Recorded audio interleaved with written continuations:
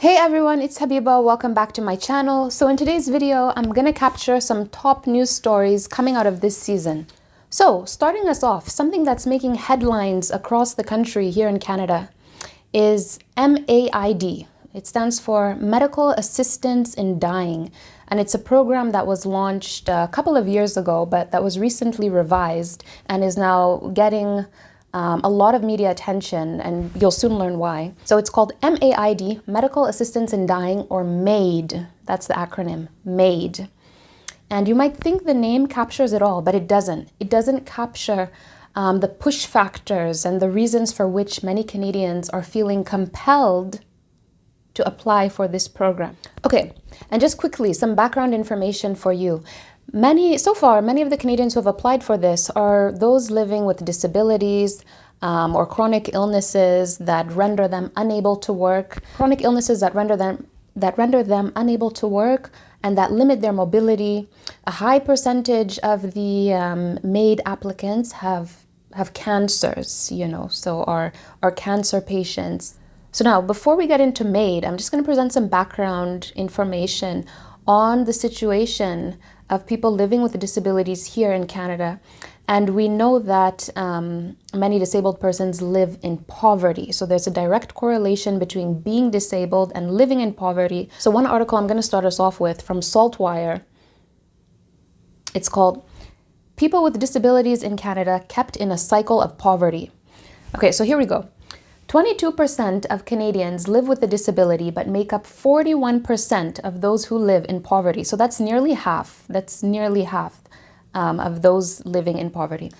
Disabled people are also kept in a cycle of poverty by policies that restrict work and threaten benefits. It's a catch-22. If they earn too much or work too many hours, they can become ineligible for benefits. Many people with disabilities have anxiety over accepting as little as a $75 honorarium, as it could affect eligibility for their benefits and can imperil their livelihood. And now, just some more background for you to give you a sense of monthly disability payments here in Canada. So it varies by province, but they're all more or less similar. So this is from the Ontario government website. The amount you can receive for your ODSP income support, ODSP stands for Ontario Disability Support Program, is up to $1,228 a month. So we know that's not livable. Anyone here in Canada knows that's not livable. And now some more information for you. Total welfare incomes by province. So this is from the Maitri School, and this table outlines the yearly total welfare incomes by province. So I'll just take two for comparison. You can look at the whole table yourself. So in Ontario, if you're single with a disability, it's about $15,450 per year. And then in Nova Scotia, it's even lower. But here I'm just focusing on disabilities because now this is going to lead us in to our discussion of MAID, of the Medical Assistance in Dying program. Many of those applying for MAID, they're feeling compelled towards this program because they cannot afford to live. That's the reality, afford to live. And it sounds so wild that you have to be able to afford to live, when I thought the right to life was just a fundamental right for everyone on the planet. They cannot meet rent payments, they cannot afford groceries, and then they're chronically ill again, so they're unable to work, unable to find employment. Instead of recognizing the inherent value and dignity of disabled people and providing benefits that are actually livable, what is the Canadian government proposing that disabled persons do? The Canadian government is proposing that they die. Because if you really think this through, they're actually seen as a burden on the system. That's it, yeah. They're actually seen as a burden on the system, and that's why the government does not increase the welfare income for those living with disabilities, does not increase the disability assistance payments like the ODSP. And if you ask me, I think this is straight up evil. Yes, I repeat, straight up evil. And it begs the question, do people really have the right to life? Or do people have the right to life if they can afford it? All right, so now some stories of real people who received MAID or who were considering MAID, to really bring this home, right? To bring this home to everyone. So this one from the Toronto Star: "We're all implicated in Michael Fraser's decision to die. Fraser chose to end his life at age 55. He wasn't terminally ill. He was unable to pay his rent and get outside. How is this remotely acceptable?" Fraser's situation was terribly sad. He was sick, poor, and lonely. He hadn't been outside for 5 weeks because he couldn't navigate stairs and there was no elevator in his building. He had decided that life was no longer worth living. He had trouble paying his rent. He was getting $1,100 a month from Ontario's Disability Support Program. Rent swallowed almost all of that. Yeah, because Toronto rent, we know, right? Like, I don't even think you can rent a studio for that amount. So for Fraser, at least, there was one reason to stop living. The article continues: "Still, we can't get away from the fact that more and more cases are coming to light in which social factors, poverty, isolation, lack of services, are just as important as medical reasons for people availing themselves of MAID. This is a violation of the most basic human right, the right to life." What does this mean for human rights? Especially right here in a country like Canada that prides itself on human rights, freedom, liberty, dignities, ensuring dignity of all. How sinister is it that the government would rather want people to die than to ensure basic human rights, and to ensure that every Canadian can live a life free of poverty, that every Canadian is living above the poverty line, that every Canadian is earning or receiving wages or receiving benefits or assistance that allow them to live a life of dignity, that allow them to survive, that allow them to meet their rent payments, their food payments. Of the industrialized countries, we're on the very low end in terms of social spending. So spending on the people, spending on disability support programs. And I know people outside of Canada are probably like shocked to hear me say all this, but it's the truth. And you can follow up on this yourself, through your own research. And isn't it very interesting too that we saw how our Prime Minister wasted $1 billion worth of vaccines. This is Canadian taxpayer money, just like threw it out basically, $1 billion. So can so easily waste Canadians' money, but will not increase social spending, would rather roll out a program like MAID. Think about that. So people, let's connect the dots. Let's connect the dots here. Huh? This MAID thing was expanded in 2021 during the pandemic. I find that very interesting as well, especially considering that mental health crises went through the roof over these last couple of years with the coronavirus. We have a mental health crisis here in Canada, mental health, and those who had mental health disorders or other forms of mental health challenges prior to the pandemic are suffering even more. The pandemic only served to exacerbate it. The pandemic and the extreme, severe lockdown, the very restrictive policies exacerbated mental illness, right? So isn't it very interesting that in 2021, MAID was expanded to include those with mental disorders? Okay, so really and truly, the government doesn't want to put money into social spending and is now sort of blaming people for their mental health challenges, which I said have just gone through the roof, blaming people for their disabilities, and kind of seeing them as a burden on the system, as a burden to the country, and basically saying, hey, there's MAID, that's the solution. Okay, so that's one, right? Wasting money, $1 billion, no social spending. 3, corona lockdowns, very restrictive policies, mental health crises, led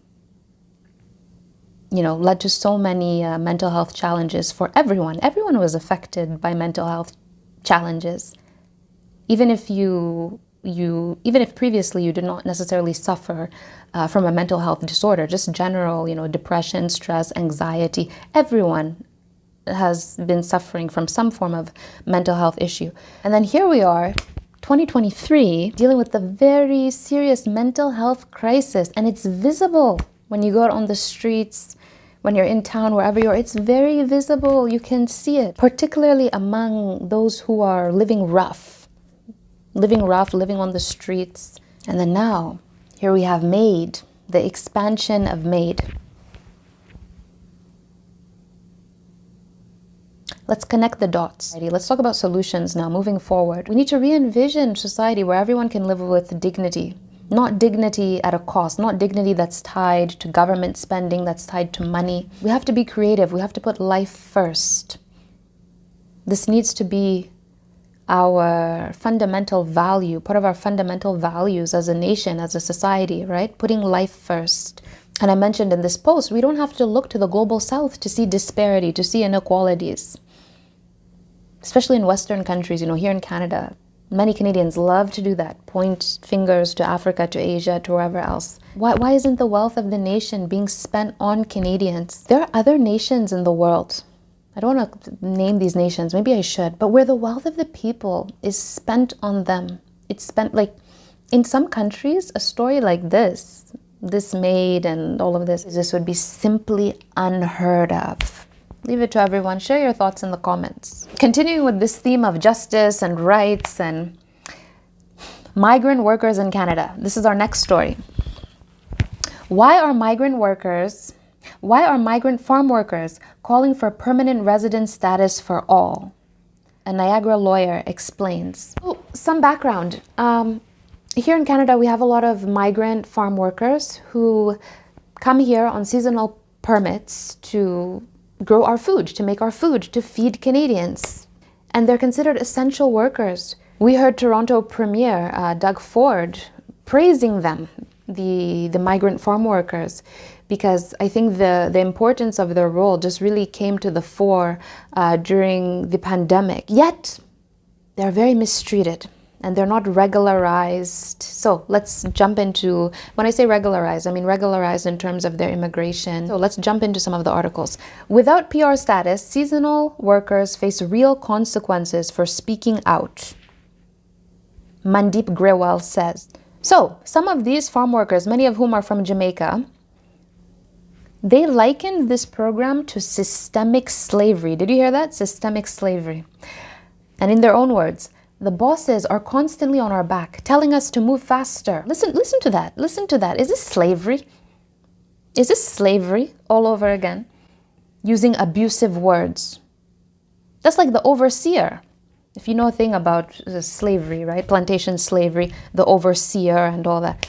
Uses abusive words that I can't use on camera.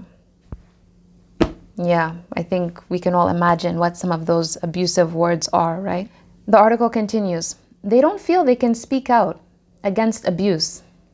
I've heard employers say to me, I can do whatever I want. The call for PR status, advocates say, is about trying to correct the power imbalance. PR status means permanent resident status, for those who don't know.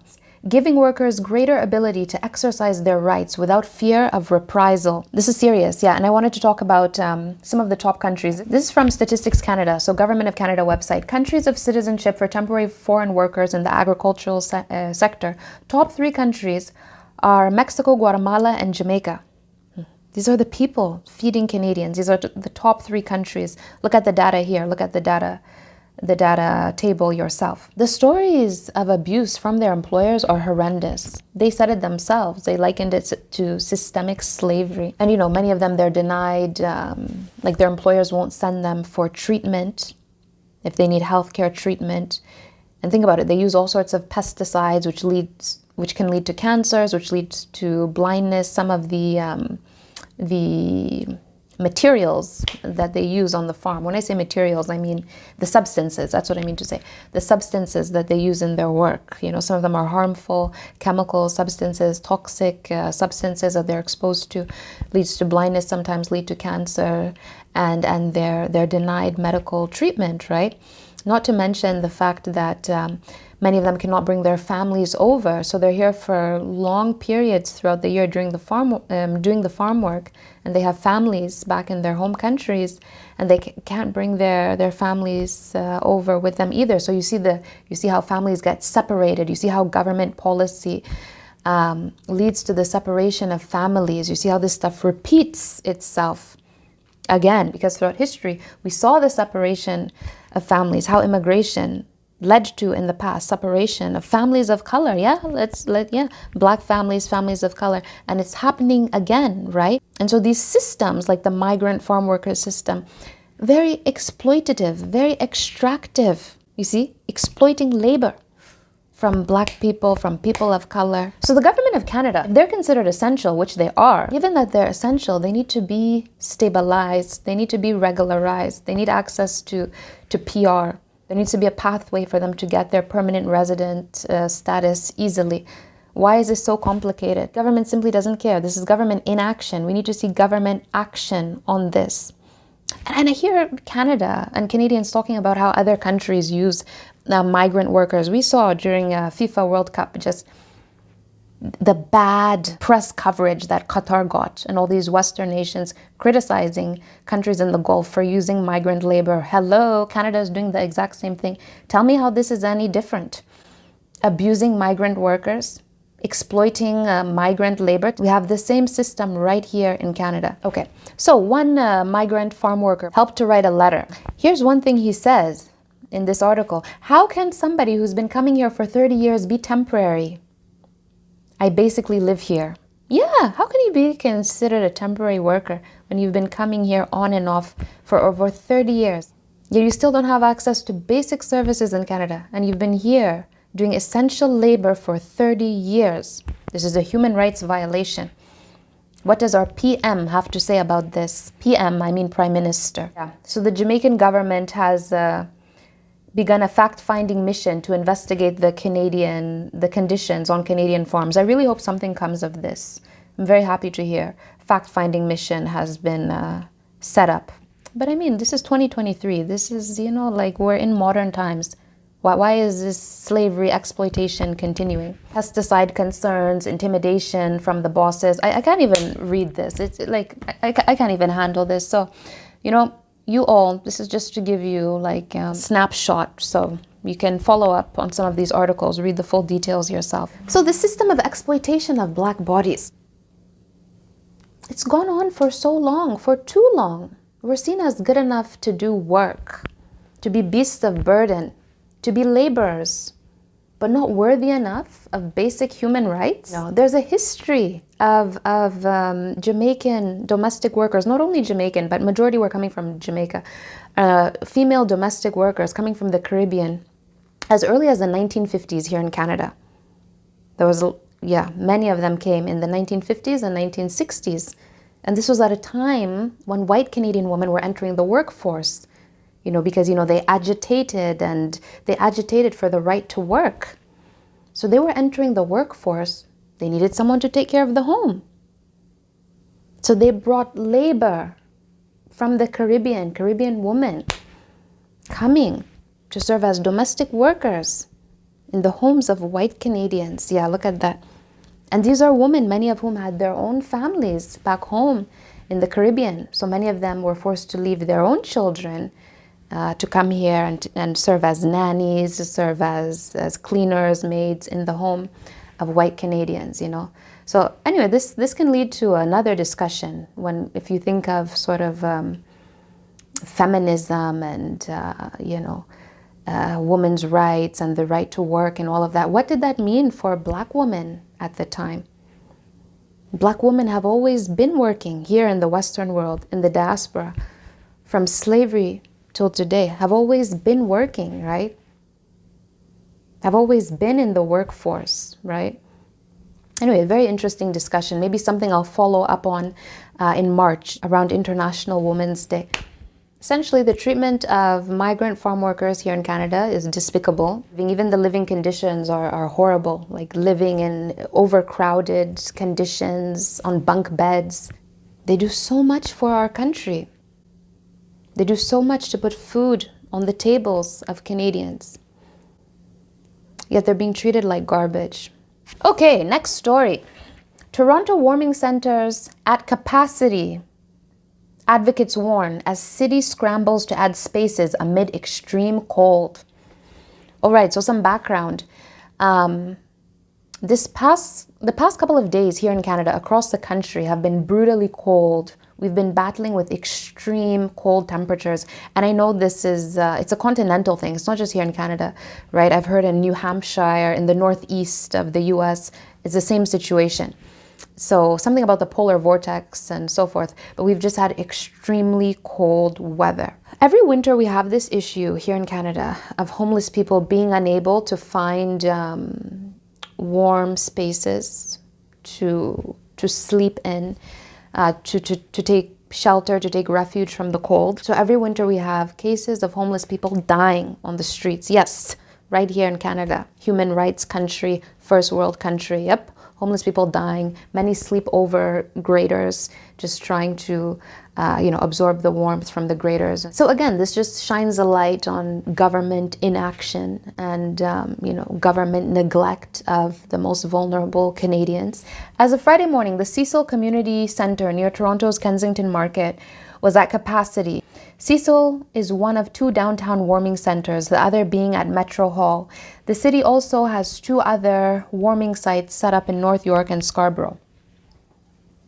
Okay, so I watched the video. You can watch the video that's embedded in this article. I'll drop the link in the description box. One thing he pointed out in the video that stuck with me is that a lot of the people showing up to Cecil, to his center, right, for purposes of warming at night, to have somewhere warm to sleep in the night. He said there are people who look like they go to work in the day. They look like, like just regular. Basically, you cannot even say, oh, perhaps they're dressed shabbily or no. He said they just look like your average person. They look like they get up and go to work in the day. But in the night, there they are at his warming center, which means they're struggling with homelessness. They're struggling with homelessness or even with keeping warm, because there are some other stories coming out of Toronto where you have people who have a home, right? So they live in certain apartment buildings, but the heating is down and the landlords haven't cared to improve the heating situation. Basically, like the boilers aren't working. So they're basically freezing in their apartment. Now, this is from the Toronto City website. Listen to this, friends. Toronto, very big city. 4 warming centers, a total of 4 warming centers in the entire city. 4 warming centers, and this one, Cecil, has just 30 spots, so 30 beds basically.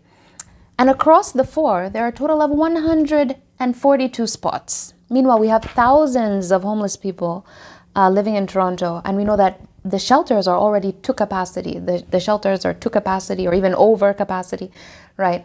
So all the services are overstretched in minus 30-degree temperatures. Tell me that that's not a joke. Our government has to do better. Our government has a duty to the people. The money is there. Like I said in the previous story, 1 billion went to waste from vaccine hoarding. Tell me that 1 billion couldn't have gone into housing the homeless. Let's end off on a positive note. Let's end off on something happy, such a very beautiful story. So this one is from BBC News Africa, BBC Afrique. It came up in my news feed and I want to share it with you. It's such a beautiful story. It's in French, so I'll just explain everything that's happening. And so the title is Mon âme sœur est sourde-muette et j'ai appris la langue des signes par amour. Basically, the title of this video is My Soulmate is Deaf. She's deaf and mute, if you want to translate it literally. My soulmate is deaf, and I learned sign language for the sake of love. So I'm going to play it so we can watch it together. We can appreciate the video together. Okay, so this is a couple out of Burkina Faso. This is in Burkina Faso. Okay? Very beautiful story. Very, very beautiful story.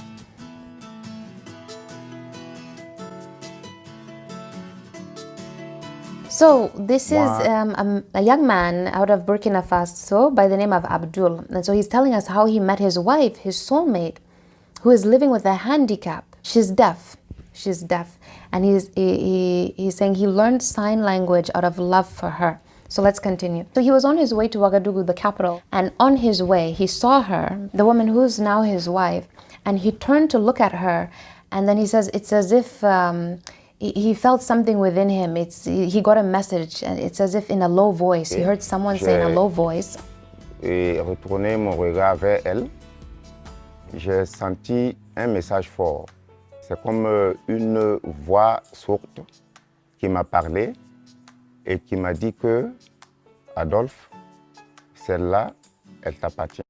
And the voice said to him, Adolphe, this one, she belongs to you. This one, she's yours.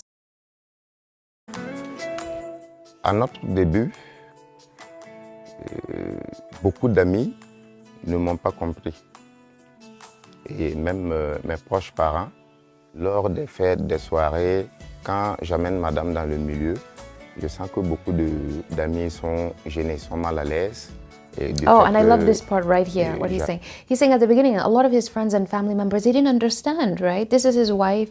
She's deaf, wondering why he chose her, right? They didn't understand. And at family gatherings, he would take her, and she was there in the center among everyone, right in the thick of it with everyone. And he's saying that he could sense people were a bit gênés. They were kind of like, basically they didn't know what to make of it. They were a little bothered, you know, they really didn't understand why he chose her, why. But I love this part because it's so beautiful, you know. He's saying when he brought Madame meaning his wife, to the family gatherings, you know, and let's continue. Que beaucoup d'amis sont gênés, sont mal à l'aise, et du fait que j'ai amené une femme qui ne parle pas et qui n'entend pas. So he's saying the people at these gatherings, they weren't at ease, you know, they weren't relaxed, they weren't comfortable because he brought his wife who couldn't hear and who couldn't speak.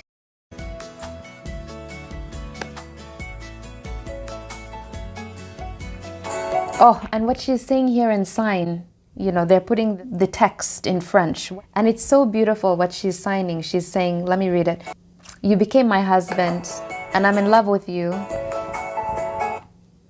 I've already forgotten all the injustices I've already forgotten all the injustices to which I was subjected. And they're expressing their love for each other. I love you.